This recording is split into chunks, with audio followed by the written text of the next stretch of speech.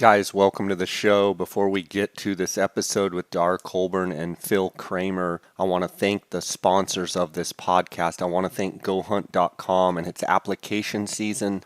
Don't forget, if you're not an insider member, go to GoHunt.com/JScott.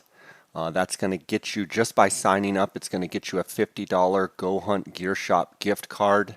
Again, go to GoHunt.com/JScott and sign up. I want to thank GoHunt.com. Also, the Gear Shop, my friend Cody Nelson of 20 plus years is the optics manager. If you guys have any optics needs at all, but binoculars, tripods, spotting scopes, rifle scopes, rangefinders, you name it, anything to do with glassing, give Cody a call at 702-847-8747. You can also, that's extension 2. You can also send him a text or call him on his cell phone, 602-399-3699. I want to thank Kuiu Ultralight Hunting. Kuiu is the gear that I wear on all of my hunts. You can find out more and order direct. They're a direct-to-consumer business model. You can order directly off the website. That's kuiu.com. Go to kuiu.com. I want to thank them. Also, PhoneScope. Go to phonescope.com. That's the digiscoping adapter I use on all my Instagram photos and videos that you see of animals. Go to phonescope.com. Use the JScott20 promo code. That's going to get you a 10% discount. onxmaps.com. Go to onxmaps.com. Use the JScott20 promo code. That's going to get you a 20% discount on all orders. OnX is what I use in my real estate business, my hunting, and my fishing. I use it every day. Public, private land overlay. You can toggle back and forth between aerial, between satellite, between hybrid mode. There's a line distancing tool. There's a breadcrumb feature that can track you in and out. You can import, export out of Google Earth. It's just a great resource. Go to onxmaps.com. Use the JScott20 promo code. You're going to save 20%. Also, Apex Ammunition. You just heard the last episode. I did a great podcast with one of the co-founders. It's a USA company. Everything's made in the U.S. It's tungsten super shot. That's what I'm going to be using on these turkey hunts coming up here this spring. You get a lot more pellets in that pattern out there at 20 to 40, 50 yards. A lot more pellets in the kill zone. They're using tungsten, so it's a much denser, heavier shot. And go back and listen to that episode. You'll learn a lot. I think you'll really enjoy that episode. Go to apexmunition.com to order Apex Ammunition. Guys, let's get right to this episode. All right, guys, welcome to the J. Scott Outdoors podcast. It is 10:27 p.m. on, March 11th or 12th. I've got Darr Colburn, my longtime partner in Colburn & Scott Outfitters, longtime real estate partner and overall sidekick. We got Phil Cramer, Cramer Hunts on Instagram, our buddy with us. We just made a full day run down to Sonora, Mexico, scouting some ranches for coos deer and a few mule deer thrown in there. Darr picked me up this morning at 4 a.m. at my house, and it was raining. Kind of been raining off and on all night. Guys, I think it's going to be a great elk year from everything I've seen. You guys excited about it? Yeah, I think it's going to be really good. We've had a lot of moisture. Yeah, it should be phenomenal. The holdover bulls from last year that didn't get killed and then added in to the moisture that we're having this year should be really good. Yeah, I talked to my wife. We're rolling back here late. We're just crossed the border. We're actually a little bit north of Tucson. Talked to my wife. She said it rained pretty much all day, and it's forecasted over the next 2-3 days. And even the forecast for tomorrow or next week is more rain. Even all of us, elk hunters, mule deer hunters, coos deer, everybody is optimistic again for our year in Arizona and across the Southwest. Let's talk a little coos deer. So we make the trek down to go look at some ranch properties that we're working on down there, and ranch we went to look at is a lot more similar to the style of ranches you've been hunting, Phil. As far as geographically, a little bit different terrain and such. When we got on the ranch, it was nice having you there to be able to kind of compare to what you are used to hunting and the success you've had down there. But, it always, Darr, I think, we hunt primarily mountain ranches, but it's always kind of fun to go see the desert again and see kind of how that country is. I mean, it's haired over, and we've had some good success down there in some of that country, and it was kind of nice to see again. Yeah, it's been a while, and it's a definitely different animal than the mountain ranches we've been hunting the last few years. So, we've talked about, and I know, Phil, you and I have talked about on the podcast, you got desert ranches and mountain ranches, and one of the neat things is these coos deer, they live in both types of terrain, and you've got what I would call the mountain ranches, or the stuff that we're hunting that's mostly 3,000 3,500 feet up to 6,000 7,000 feet, with everything kind of in between there. A lot of yellow grass, mesquite, oaks, even up into some pines, and that takes in Sonora, that takes in Chihuahua, Mexico, or the coos deer. And then we've got the desert ranches that are a lot flatter in terrain. They've got kind of the big Palo Verde washes, the buffel grass, and some of that great habitat that they have kind of in that desert region. But I mean, even in Arizona, we have desert country that coos deer inhabit, and then we have the mountain, the more mountain stuff, 22s, 23s, 33s.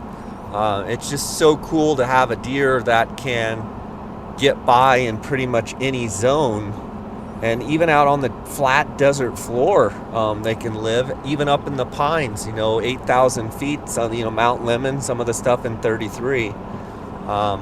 It's really neat deer.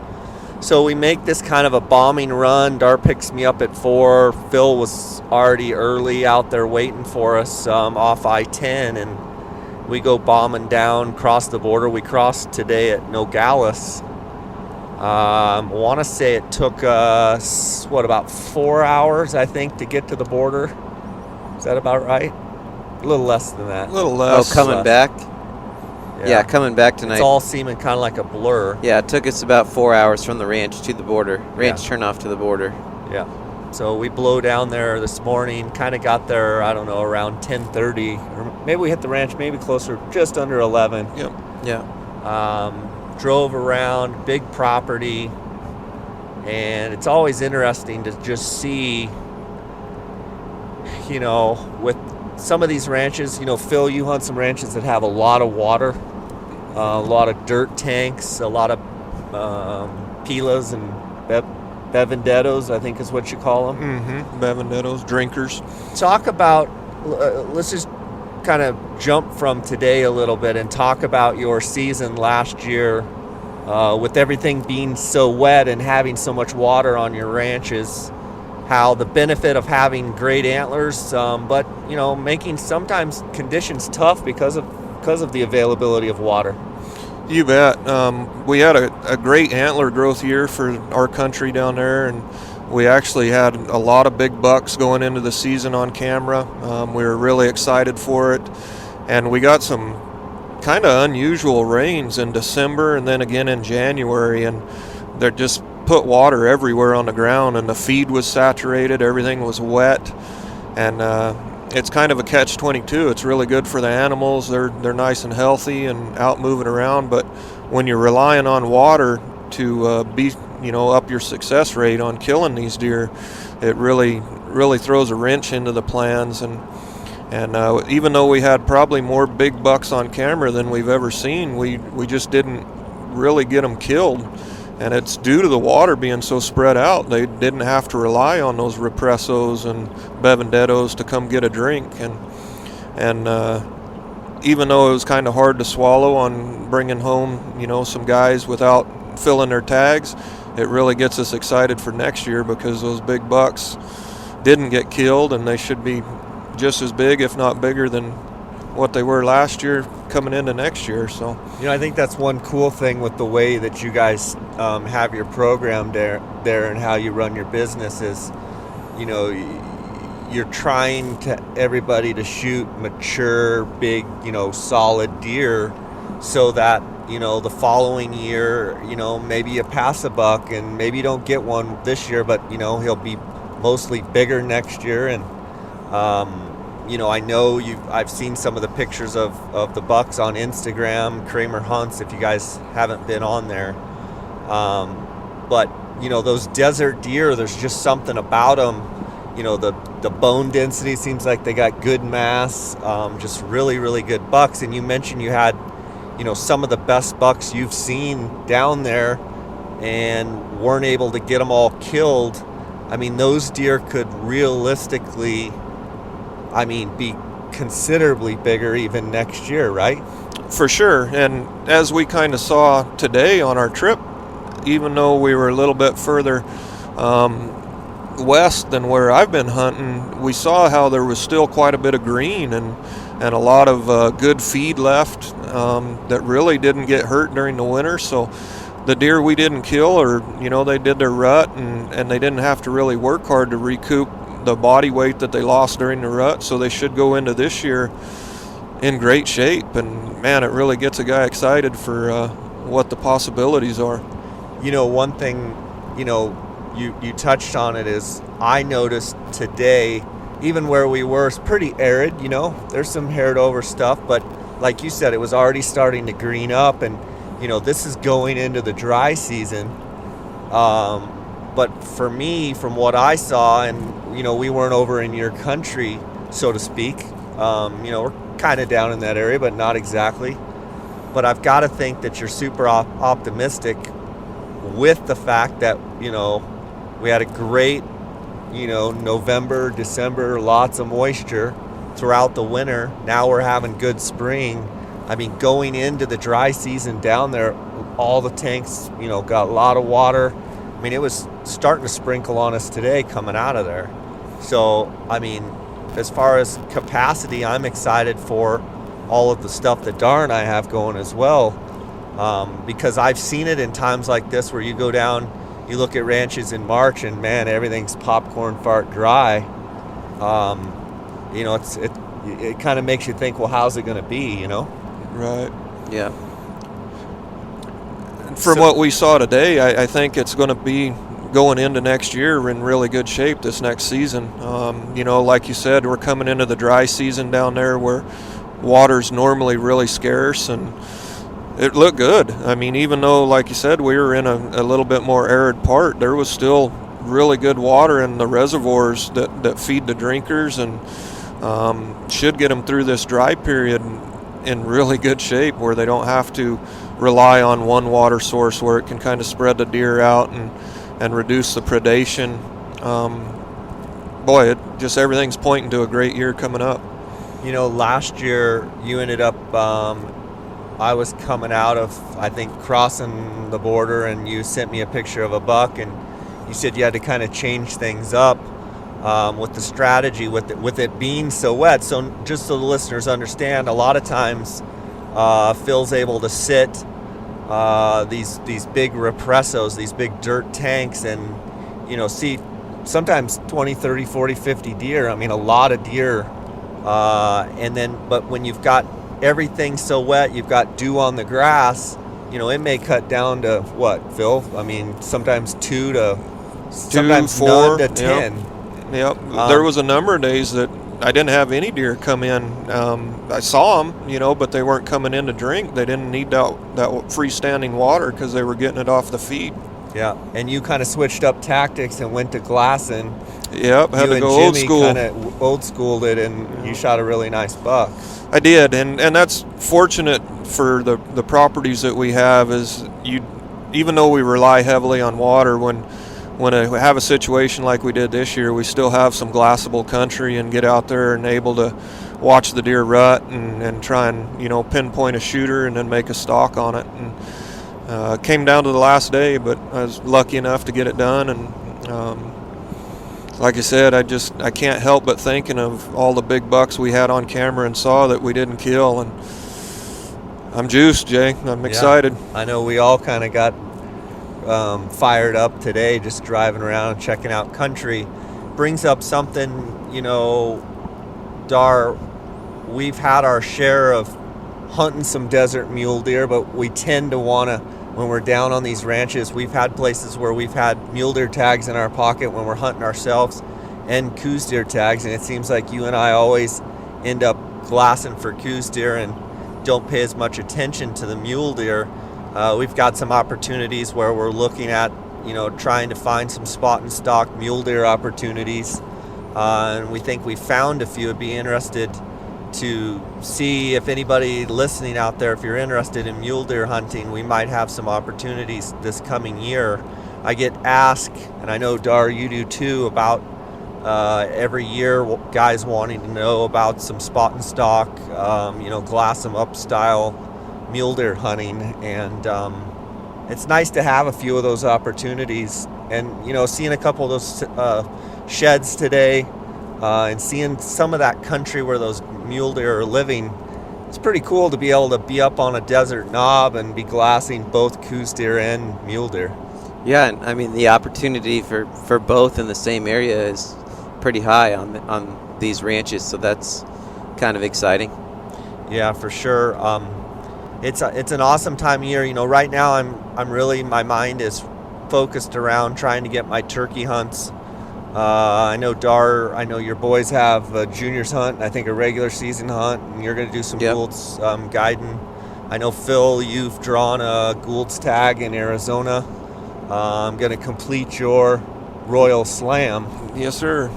It's pretty awesome. I know your daughter, I believe, has completed a Royal Slam, and she's one-upped her pops, so you're going to get to fulfill that, which is pretty neat. You know, moving into this time of year is always fun because it's a lot of work coming off the coos deer hunts, trying to get all of the ranches lined up for next season, get all the deposits in, and you know, get all the contracts out to the hunters, whether it's DIY or guided. I know Phil, you've been working on your stuff, trying to get your ranches all lined out, get all the specifics. But then we're all kind of starting to think about turkeys, other than Darr, who you know, draws everything he ever puts in for. His son's now got a great early rifle tag in Arizona. That's the perception. You know, last year he was up on the 13B on the strip, and you know, I'm pretty much thinking I need him to fill out my deer application this year, and my sheep, because he got a sheep tag last year as well. Yeah. We can do that for you. I'll put in with you. How about that? Oh, yeah. That'll really help me. You know, it's pretty neat. Just kind of changing the subject here for a second, but you got to see your oldest son stalk a desert bighorn with his bow. Yep. And he kind of told you from the beginning that he wanted to get one with his bow, and I was kind of like, you know, get real, you know, like, come on. And you're like, I think he can do it. And dang sure he did. You and my nephew sat there and watched him make an incredible stalk up on that ram. Yeah, that was probably one of the neatest hunting moments I've had, especially in the last, you know, 4 or 5 years. I was pretty proud papa for sure. And then your youngest son shot a really nice buck up on the Arizona Strip in 13B. Yep. Beautiful buck. And you know, it's going to be interesting to see with this deer draw. You know, I've got a bunch of points, and you never know, one of these days I'll be knocking on that door. Well, you have, I think, the same number of points as my dad last year, who drew the tag. So, I mean, I think you're in the chips. Well, we'll see. You know, with all this moisture, it's just one of those things that, you know, having some points, it's always nice to have a year like this where you know you can apply. You got to go for it. Got to go for it, and the antlers will be in good shape. In our winter, we've had good moisture, but like even in Flagstaff, they're not calling for snow right now. It's been warm, it's been rain, which is good. I don't think it's been a very hard winter on these animals.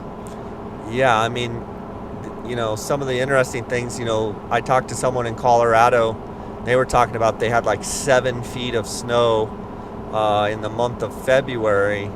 So, I mean, I don't know, Phil, if you put in for Colorado, but it'll be interesting to see if these storms pound Colorado right now, and if we have any type of winter kill. I hope we don't with the deer. So it'll be interesting to see how that kind of shakes out. But we're rolling on our way back to Phoenix. We're kind of between Casa Grande and Phoenix. I can kind of see the glow of the lights out there. We figured let's just do a little podcast, talk a little bit so we can kind of stay awake. Dar's been kind of dodging and weaving for the last 2 hours. Head bobbing a little bit. It's been a long day. Yeah. I do have to say, we almost had to call a tow truck down there. Darr high-centered us. We had to get the old jack out and make sure we weren't... what happened there? There was a big drop-off on the side of the road, and I thought I was over far enough to miss it. Well, I dropped right in it, so... I got out and immediately... Of course, Phil and I are stacking rocks, and Jay's videoing and Instagramming. I'm supervising. So, yeah, that's pretty typical. I had to document it. The back right, I guess it would be the passenger side rear wheel was basically dropped into a hole, and then the differential, right, Phil, was, I mean, literally on the ground, on the rock. So yeah, it was always adds to the adventure, Jay. Our Mexican friends that were with us were like crazy gringos. I will say though, for as bad as it looked, we got out of there pretty good. Yep. It was not too bad. We got it taken care of rather quickly and back on the road. And I was able to document everything while they were stacking rocks. I didn't want to get too dirty, you know. One thing about Mexico is, we just ran down for the day, but that's part of why I like going, is just the adventure part of it, and every place is different, and I don't go down there just to shoot stuff anymore. It's all part of the adventure and seeing new country, and it's what I love about it. It's so amazing how you can be up here in Phoenix, in city life and what have you, and 5-6 hours you're down, and it's literally like going back in time, like 100 years. It feels like some of the, just some of the stuff you see down there, and even going to like some of the way that they, fasten the gates, and some of the cool stuff that the cowboys and stuff come up with down there, and some of the ingenuity. It's pretty wild to see how they do some of their water systems and gravity fed stuff. And you get back on these ranches, and it's such a simple life. I mean, they don't need much. Oh man, I mean, and they get by with so little. Went in, it's like, I mean, you're thinking, how in the world? And they live, at this particular place, they're just seemed happy as clams. Yeah. With very little, what we would think is very little, and great people, great country, love the terrain. I was saying this morning, we were all kind of fired up. It just, sun was coming up, and we're in Mexico, we're driving south. I mean, it just brings up so many good memories. Darr and I were driving, it was pretty fun. We're like, oh, we've been over at that ranch and over at that ranch, and we were telling stories, telling Phil our horror stories of Mexico, I guess. Well, not horror stories, reliving the glory days. Glory days, that's it. Yeah. All the good adventures, as Darr says. Yeah. But it's definitely neat seeing the different country, even though we were on a desert ranch, how it varied quite a bit from the ranches I hunt. Yeah. And I mean, you have the big mountains, and then the low valleys where there are a lot of Palo Verde and Oregon pipe cactus, and driving down the road, look out under a Palo Verde, and there stands a coos deer in the middle of the flat. It's just fun, and seeing the different stuff and getting to experience it. Yeah, for sure. Phil, I know you guys, you've got an elk tag or two in your future coming up, and I know, Darr, you've got a great tag. 2. 2 great tags. Yeah, actually both of your boys have tags, which should be an amazing year. How are you going to kind of just roll from the archery hunt straight into the rifle? Is that what your plan is? Yeah. Hopefully we can be done in the archery hunt in a week or so, and then I can go over and scout for the early rifle hunt. They're not too far apart, but they're different units, so should be fun. I think the antler growth is going to be incredible. Yeah, I mean, you come off the dry year of 2018, and then you throw in 19 last year was a great moisture year. It wasn't a great monsoon at all. Yeah, and I would say hunting it last year with Parker, the archery hunt, the rut was weird and not great. I think the dry summer, no monsoon stuff affected the rut. Do we really have to listen to this? Shot like a 392 bull or something, and he's talking about the rut was tough for you. Antler growth was kill on the first day. Second. Oh, second. Yeah. Antler growth was great, but rutting, bugling wise, from everyone I talked to, the consensus was it was sporadic. And I kind of noticed that even on the Coos deer ranches this year. To me, seemed like those does weren't cycling like all around as much. Yeah, this year. I think the total lack of monsoon. I mean, I think it was one of the worst monsoons we've had in a long time. I think it throws everything off. I mean, I think all of the DIY and the guided hunters across the board, and even a bunch of our friends, Dan Bishop, Cola Blanca Outfitters. I mean, Phil, I think you had pretty good rutting actually where you were. I think where your ranches were potentially actually got some pretty decent rain. We did, but I think it was spotty even there, Jay. Yeah. And I think it had to do with the lack of monsoon, like you guys are talking about, where the deer were just cycling in different times. Mm-hmm. And sporadic, which then creates sporadic. And when you're on mountain ranches where you're able to glass quite a bit and you're seeing quite a bit of deer, and you go in one canyon and you're glassing and there's like does and then there's bucks together, and then you might go down the road, hike out to a point, and you might have bucks chasing does like crazy.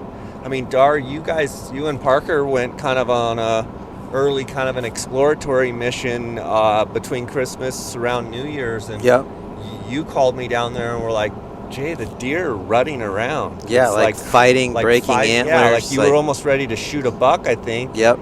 And another buck rolled in and got him out of his bed and broke a point off. You're like, well, can't shoot that one now. Yeah, it was crazy, and that was right around the 1st or 2nd of January. I would say across the board, it's finished my 24th season in Mexico. From all reports across the board, the most sporadic, inconsistent rut for a season that I've really ever heard of. Yeah, and it seemed like, we've hunted a lot of ranches year after year, and even if we're not hunting, we know who's hunting them, and ranches that produce, nice bucks consistently year in and year out just didn't produce them this year, which I gotta think is because of that lack of moisture in the prime antler growth season, monsoons. Well, and you think of these Coos deer too. I mean, they drop later, they start growing later. Right. They're still carrying their antlers. The elk have been cleaned off, and they're already bugling, and the Coos deer still have their velvet. Yeah, they're still growing in July, August. I think when that July, no monsoon in July, no monsoon in August, and then started raining a little bit at the end of August, but at that point it's pretty much too late. Yeah, so when we were going through St. George up on Paul's, the strip hunt, I want to say they were saying that day it was, I think, 155 days in St. George where they hadn't had rain. That's a long time without moisture. And that's kind of, the mule deer did great because they got that spring moisture, but those Coos deer, like you said, grow later, and I think that just really affected them personally. Yeah, for sure. we just drove by. I noticed it said gas was $2.45 a gallon. That's pretty nice. Good. There's a big deal going on. I guess Russia and Saudi Arabia having a kind of a price war, but it's probably going to make our gasoline prices go down, which is awesome, especially going into turkey season where we're going to be using quite a bit of fuel. Phil, I noticed you're not, you normally go to Texas. You didn't make the Texas trip. It's probably killing you not to go to Texas for turkeys this year. It is. I mean, normally I'm gearing up to go and get ready for the opener in the South Zone in Texas, and I'm not doing that this year. So I'm going through some withdrawals. Fortunately, you guys keep me on my toes with some adventures like this to keep my mind occupied. But I'll be helping out on the youth hunt in Arizona, so at least I'll get to start in April, and then maybe I can hold over long enough to get onto my hunt down there in May. So. And did you draw? Is there a first hunt or second hunt, or what is it? I drew the second hunt, okay. So I think it starts like May 8th. So. Gotcha.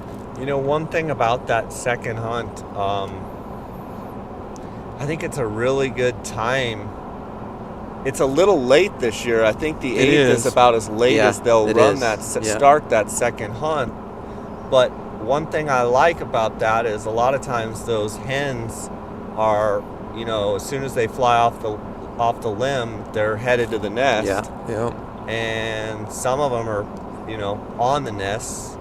And those gobblers, it seems like they kind of get fired up again around that same time. I think you'll probably do really, really well. That's what I'm hoping for. I'm hoping they're back out on the hunt looking for another hen that maybe hasn't been bred yet, and kind of get into that really second good gobbling frenzy. And I'm looking forward to it. You know, the mountains down south in Arizona where the Goulds are, they've had really good moisture throughout, and like Darr was saying, it wasn't a hard winter, so they should be coming into a really good spring, and I got my hopes up. The only thing I will say on that hunt, Parker had that tag a few years ago, or had a Gould's tag down there, and it can get pretty dang hot on those. You know, you get into May in that time frame. You know, I think that brings up a good point. I've gotten a few Instagram questions on it that I haven't actually been able to answer very well. Maybe we'll talk about it. But, you know, with the early season, and then you've got, you know, in Arizona, the second seasons, and you bring up a good point of it being warm during the day. A lot of times they'll be really fired up off the roost. They'll gobble good. What I've found during the day, if you're going to be hunting in the conditions and you notice that the weather is, you know, you're going to have 4 or 5 hot days in a row, that's going to make me want to really concentrate around water. It seems like when it gets hot, those turkeys, like a lot of animals, are going to want to go make sure they get a drink. I know when it's hot and dry, turkeys have to drink just about every day, especially if it's dry. They have to drink every day. So for those of you out there, if you've got that second hunt and it does get kind of warm, like Darr, what you're saying, I think, you know, make sure midday you're kind of around water. Not a bad idea to go to if you find some dirt tanks where you've got quite a bit of track and sign, you know, maybe just go hang out, do some light calling around and catch those gobblers that are, you know, maybe out looking for some hens, go get a drink. But the other thing too is you want to check those drainage bottoms and even some of those canyons where they might get some of that shade, where they're actually or live shaded water up a little bit, because they'll kind of loaf around. I've seen them where, you know, they'll find those big oak hammocks where there's just big shade trees, and they're just kind of loafing. Yeah, and if you can find some live water in there, you know, that's another great they great love spot. live water, for sure. Absolutely. Phil, any thoughts on that? Oh, I agree 100%. You know, and a lot of times it's a nice spot to find that water, and you go shade up too, because like Darr said, it's warm, and you have just as good a chance as catching that gobbler coming in as you do out trying to prospect and move around. So couldn't agree more. And a lot of times too, I'll see them right before they fly up. A lot of times they'll hit water before, because it's, you know, they're hot all day. They'll go get some water so they can sit up on that limb and think about the hens all night long. But, you know, make sure you check the water. And I've gotten some questions too about roosting birds. You know, for me, roosting birds and having birds to get on in the morning starts your day out much better, where you've got a plan. So make sure that you're staying out there in the afternoon or in the evening, and at that prime time, 10 minutes before fly up, through fly up time, and even 30-40 minutes after fly up, trying to cover country and trying to figure out and pinpoint those birds. And we've talked about on the podcast before, it's so important to really pinpoint. Like, I want to know the exact tree that those birds are in, and I want to get a good visual of where you want to be set up in the morning. And a lot of times I'll try and get as close as I can and use my binoculars and look up there and try and spot the birds up in the tree, and then try and figure out, okay, where are they going to fly down and where do I need to be set up? And then from wherever I'm at, I'll either mark on onX, or basically take a picture in my mind of, okay, I'm at this tree, but I need to go another 75 steps up. I kind of try and calculate, if I can get to right here in the morning in the dark, I need to go like 50 steps up and kind of plan it out and aim for a certain tree, because in the morning everything looks different. It's dark as can be. You're not using a light. I don't use a light because a lot of times those birds will see it. But be in a good position, and roosting birds is, we've all hunted where we don't have birds roosted, and you kind of feel like you're lost. You kind of feel like you don't know where to start.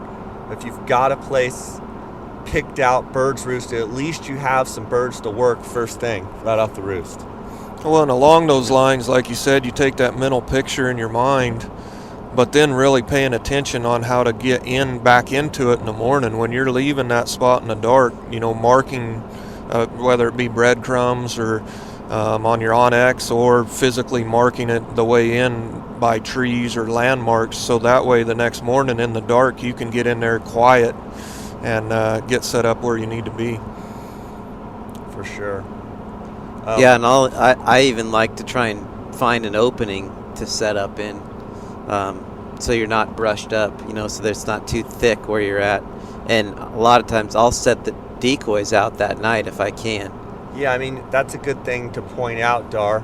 Yeah, but needs to be pointed out for those listening that maybe aren't as experienced. Like, if you've got birds roosted, you need to let it get pitch black dark, like really, really dark. And then you can ease out there and put your decoys. So first thing in the morning, you slide in there in the dark. You're not clanking around, putting up decoys and moving around, because a lot of times those birds, the gobblers and stuff will be asleep, but every once in a while you'll get hens that are just up. And how many times have we slid in close to a roost and had a hen just kind of up there putting away a little bit, knowing something's there. So I like to get in there really early. That way, they have cattle, they have elk, they have deer, bears, whatever, walking around a lot at night. And a lot of times if you can get in there early, even if those hens have, heard something and they're kind of making some noise, if you're in there early enough, you can get set up, get everything settled down, and just sit there, don't make any noise for 20-30 minutes, let everything settle back down. And it seems like sometimes the birds will just fire up and act like nothing happened. Definitely. Been a fun day. It's been a long day. It's 11:03 and we're still rolling. Still the lights of Phoenix, the glow's getting a little bit bigger. Guys, I really appreciate you listening to the podcast. Darr, it's always great. Been on a lot of great adventures. Phil, fun with you as well. Thanks for chatting, and look forward to doing something like this again. Sounds good. Thank you guys. It's been a fun day, like you say, a long day, but it's always great getting with you and seeing different country, and can't wait to do it again.